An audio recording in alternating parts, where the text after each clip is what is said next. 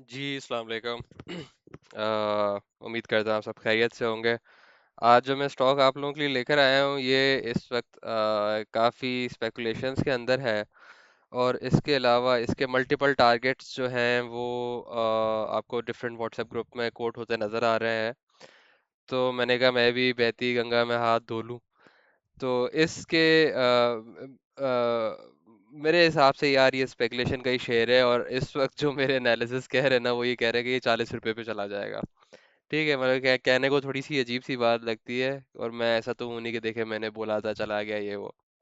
मैं एक आम सा आदमी हूँ और अपने एनालिसिस आप लोगों के साथ शेयर करता रहता हूँ। तो खैर एनीवेज, जो मुझे इसके टारगेट्स नज़र आ रहे हैं वो 40 है, 45 है, और फिर जो है इवेंचुअली 50 है।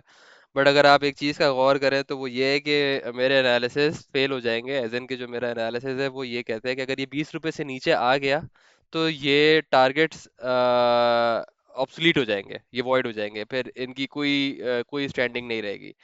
अगर ये 20 रुपए से ऊपर रहता है तो फिर अब कितने अरसे में, 5 महीने में, 5 दिन में, 5 साल में, लेकिन टारगेट जो है वो 40, 45 और 50 है।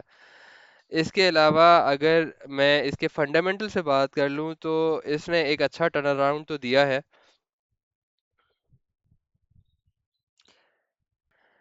और वो टर्न अराउंड ये है कि इसका जो ईपीएस है, यस, वो फॉर द फर्स्ट 9 मंथ्स जो है वो उसने एक मैसिव जंप लिया, वो 1.91 रुपीज़ हो गया, वो तकरीबन 2 रुपए हो गया। इसके अलावा जो इसका पीई रेशो है, प्राइस टू अर्निंग्स, वो 11 पे है। अब मैंने लक की आपसे बात की थी, वो 9.8 पे था, तो मतलब उससे थोड़ा सा कम है। आप 11 रुपए पे कर रहे हो for every 1 rupees that they are making in profits. Dividend yield zero है, कोई डिविडेंड नहीं देता, सारा कंपनी पैसा अपने पास रखती है।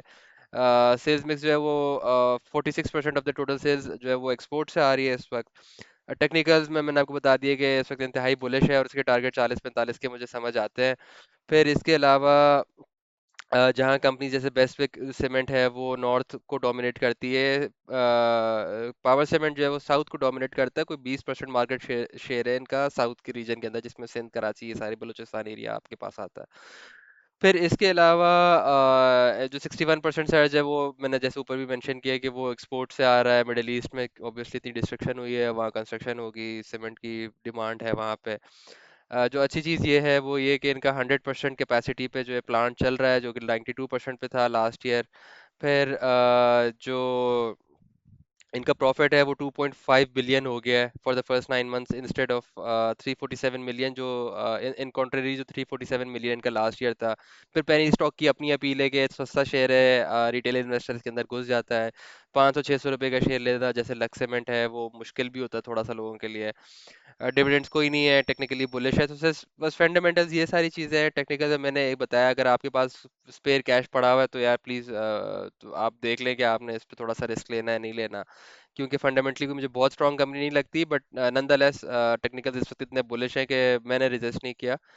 मैं जो है गिव इन कर गया, मैंने थोड़ा सा जो है इसको, लेकिन मैंने 20 रुपए पे बाई किया था। 20 रुपए से नीचे आने पे ये वॉइड हो जाएगा, तो आपने अपने हिसाब ने अपने अपने अपने हिसाब से, अपने रिस्क एपिटाइट के हिसाब से आपने इसके अंदर इन्वेस्ट करना है, अगर आपने इन्वेस्ट करना है।